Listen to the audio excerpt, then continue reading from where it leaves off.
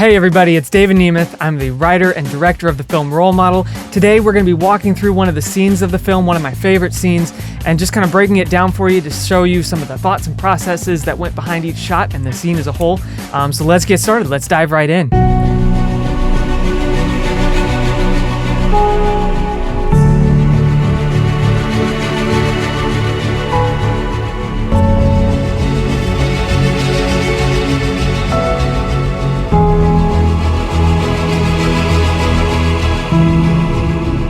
Looks like we're looking at scene number 4. I love this scene. This scene really kind of sets this film in motion. Up to this point, we've kind of been dealing and learning a little bit about the main character and some of his struggle that has just recently come up. And so some of that can kind of be a little rocky, can feel a little bumpy. But this scene for me really gets things going and hammers home some of the main points and the main themes of the film. So I'm really, really excited to get into that with you today.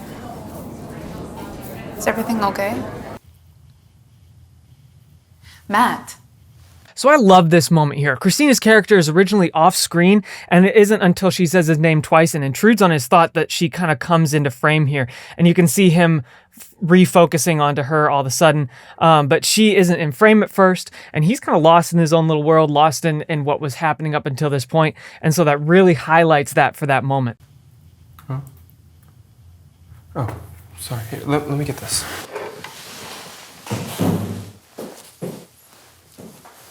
So this shot tells a lot more sometimes than what you'd think. Okay, so typically we'll add some depth into the background. I'll show you that in a second with one of Matt's shots. But we'll add some depth in the background. Here we have these blinds that are open so you can see the cars that pass outside. And typically we would also light this room, and later in the film you'll see that we did light that room. But here we specifically chose not to light that room, to not add that depth. We don't know a lot about Christina's character here.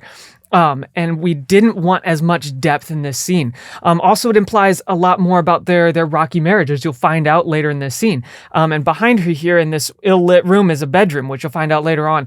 And that bedroom is not lit up in this particular shot for that specific reason. There's a lot of implied rocky moments in their marriage.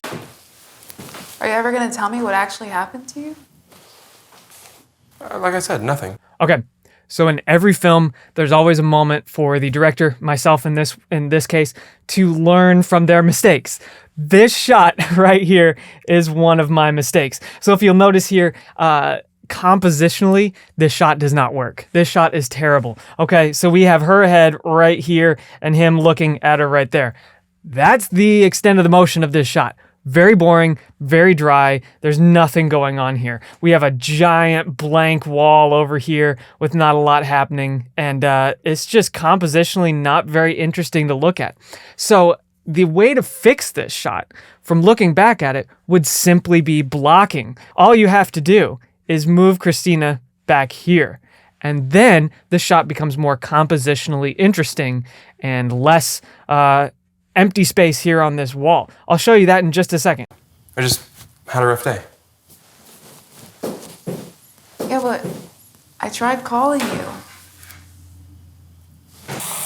Where were you? Look at that, right there. Okay, let's back it up just a couple frames here. See if we can back it up. Yep, just back it up, back it up, back it up, back it up. I want to show you his eyes right there. There you go, right there. Look at his eyes. Okay, this shot is how to create the necessary composition with blocking. If you'll notice, it's the exact same shot as the one that I said that I didn't like. The exact same shot. Nothing has changed. No camera setups have changed. Nothing. Same shot, same take. But here we have him looking long and down. We have a nice triangular motion. She's on this side of the screen. It really adds a lot more depth. We have some texture on the wall over here that really add a nice depth and motion to this shot that we did not have before. If you'll notice, there's a lot more going on. You can see a lot more.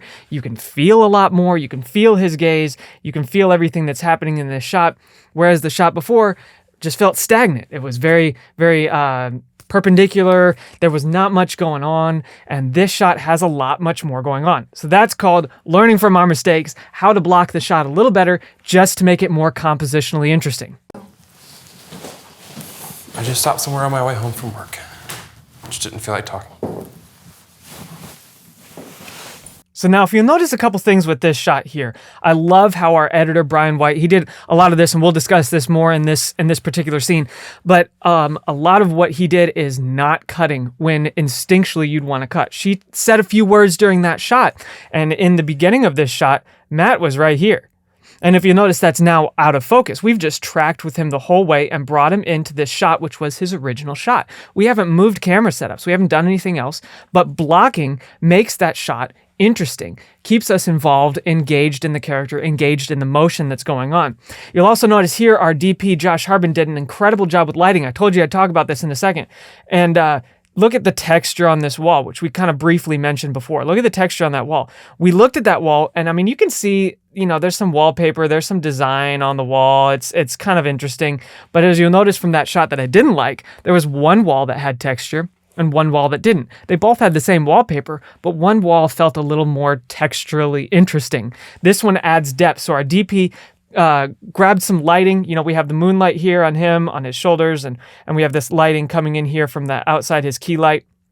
And then we have some practical lighting here in the kitchen to help add that depth to the background. But this wall still fell flat. We lit everything else, and everything else looked great. But it still felt flat, and he kind of melted into the wall just because there wasn't a lot of depth there. So our DP grabbed one of the blinds and hung them up in front of one of our lights. So we cast that light on the wall, added that wonderful texture to give the separation, and there's good motivation for it because if there's moonlight shining on him, there's moonlight shining through the blinds, which we've seen in Christina's shot. The blinds were open, so that gives us an excuse to have some good texture on the wall, some good separation, and added interest into the shot. I called to tell you something. Matt, where were you? I just stopped to get a drink.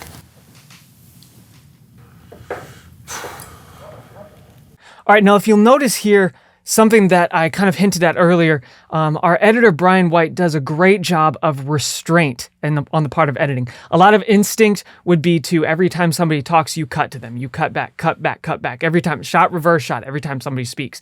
But a lot of times it's the reaction or the withholding of an edit that really helps sell the scene. Right here, we have this shot remaining here on them, while Christina's character here says a few lines, you can see her in the frame. So we have enough of her that we don't need to cut back and forth to her. And we can hang on this shot while we watch his reaction. Watch this. You stopped to get a drink. Yeah, I had a lot on my mind. And only there do we cut. So you can feel the tension in that without having to cut. You can feel that tension, that emotion that's going on between the two of them, and that disconnect even without cutting. Then tell me. Honestly, why is it so difficult with you? I'm being difficult? Yeah. Talking to you was like it pulling words out of your mouth, Matt. You want a word? I want a word. It's fired. And you can feel there the difference between hanging on the shot and cutting rapidly. These rapid cuts help build that tension and build that emotion that's going on with that back and forth there that wouldn't be available in just one standard shot. I was fired. Are you happy now?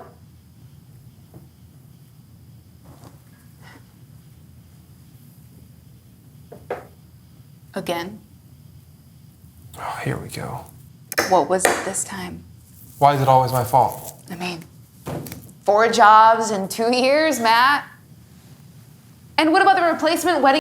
So if you notice one key thing here, okay, she's about to say, and what about that replacement wedding ring? Okay, that's her line there that she's about to say. Now, if you'll notice, of course, he does not have a wedding ring on. Okay, this is what we call, hang a lantern on it in the business. So we had shot several scenes prior to this scene, and we realized late on, our script supervisor, Tori Lane, pointed out, he does not have a wedding ring on in any other scenes that we shot. And so instead of, we'll just let that slide and just hope nobody notices, we decided to hang a lantern on that, add this line in, delivered wonderfully by Christina's character, by Christina, and we just say, he doesn't have a wedding ring because he forgot to buy a replacement one. He must have lost it. It fits his character well. It adds more depth to the character, but it also shines a light on the fact that we forgot to give our main actor a wedding ring prop. So. And what about the replacement wedding ring? What? Did you forget about that too? Don't you think this is all a little unstable? And again, we're hanging on this shot. We're not cutting. We're not doing anything because you can feel all the emotion. As she's saying this, we need to see his emotions. We need to see what's going through his head. And she's kind of leveling these accusations at him, and we can feel those as his reaction plays out. And Chandler did a beautiful job of giving us those reactions. And so it's those beautiful reactions from our actor that allow us to hang on this shot, to feel those emotions with him without having to cut, without having to add music, without having to do anything other than sit there and watch this play out. You're calling me unstable now? That's not what I said. You're saying I should go see a shrink? Look, I work really hard to make sure that we have a life. I go out there and bust my butt every day and get absolutely no respect from everyone. And I just thought that maybe at the end of the day, I'd get a little respect from you. Now look at that. His whole line delivered uncut in one shot. You know, we had those few lines before delivered in the shot, and then we keep going into this. Sometimes it feels like more than one shot because you can see her in frame. You can watch this play out as they're interacting with each other. You can watch it all play out from this kind of shot that's not a two shot. That's not like holding on, you know, both of them in focus. They're sitting next to each other, which we do later in the film for other scenes and for other moments. But with this one, you have her out of focus right up here in the frame, so you can really see and you can really feel, you can connect with what she's going through, with how she's reacting to his character, but you can also see what he's going through very clearly because he's very present in that frame. He's very much engaging in this conversation, in this dialogue with her, and leveling some of these accusations back at her. You can feel the back and forth between them without having to cut, mostly because of the chemistry, which we're able to showcase in a shot like this. I'd get a little respect from you. And only then do we cut. So once he levels the big accusation, I thought I'd get a little respect out of you. We cut to her. We see her reaction. We see that she, on the inside, internally is thinking, oh, he doesn't mean it. But we have to see her face in order to understand that. If we don't, then some of that nuance is missed and we can't get all that. And so then do we cut, and then do we get the full extent of what's happening. I'm not even hungry. We're in this together, you know. Cheryl, No, and how am I supposed to help you if you won't let me? I love this shot. There's so many reasons I love this shot, but one main reason I love this shot is this is the same setup, if you'll notice. The same setup, the same camera angle as when Matt was sitting right here and we were talking about how we weren't cutting. It's the same angle. We just did a little bit of pan and tilt to get to Matt up here into the kitchen. We kind of followed him as we walked in and cut to Christina's shot to kind of match some of that motion and mask it too. And so it's that same shot, but there is also just such interest here with this texture here on the wall. And then we have them over here on this half of the screen with a little bit of darkness in the background, but still some nice depth. So there's a whole lot going on in this nice little shot here. You can see where he was. You can see part of his chair where he just vacated. And there's a lot going on in this one shot. And we didn't have to change setups. We didn't have to do any time-consuming things in production. why would you need to help me? I don't need it.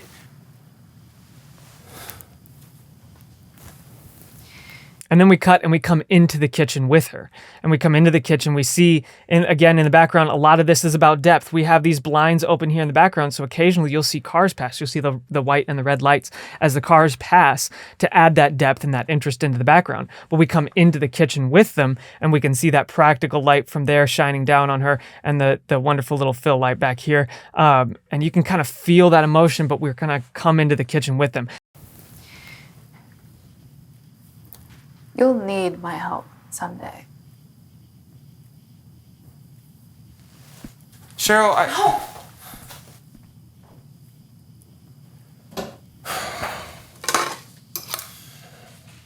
Then we're going to cut to out of the kitchen, outside of the kitchen. We were in there engaging with him and feeling with him with that emotion, but now we're going to imply a lot more emotion that's going on. We see this separation here as there's some implied action behind this wall. Of course, we have that texture on the wall, but we have this giant separation where he's kind of sequestered off on almost entirely into this third of the screen, and the rest of it is just this blank wall.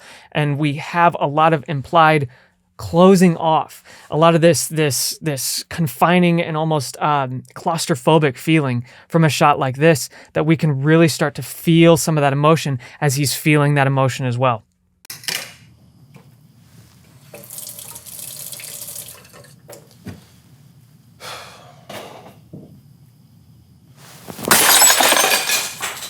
So right there, we hang on that shot. We want to feel that as the tension inside of him builds until he breaks the plate. Now, of course, this plate break was probably one of my favorite things to do, just because it was a little bit of action that was going on in a dramatic film.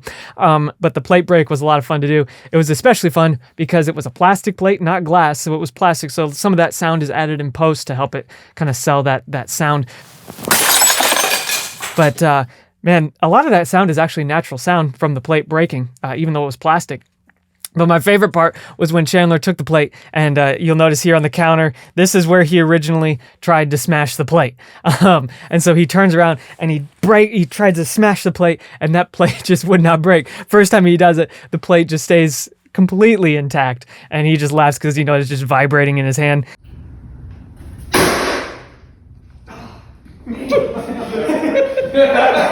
And so we're like, all right, try the floor, try throwing it at the floor.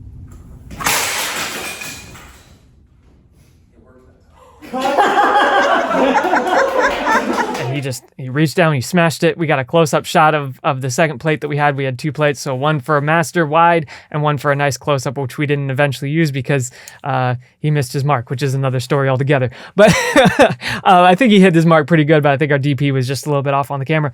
Either way, so this was just a fun scene to film, a lot of fun, a lot to engage with the emotion, set some of the themes of the film in motion, and hopefully you were able to see some tips and some tricks that you might be able to use in your future videos. Always like and subscribe to this channel if you like everything that's coming out of it, and I would love to share more of this film with you as it moves forward. So check back in with us. We'll have more of these moving forward, and we'll see you next time. This isn't real! You're not my father! You never were! Have you ever cared about me? Always.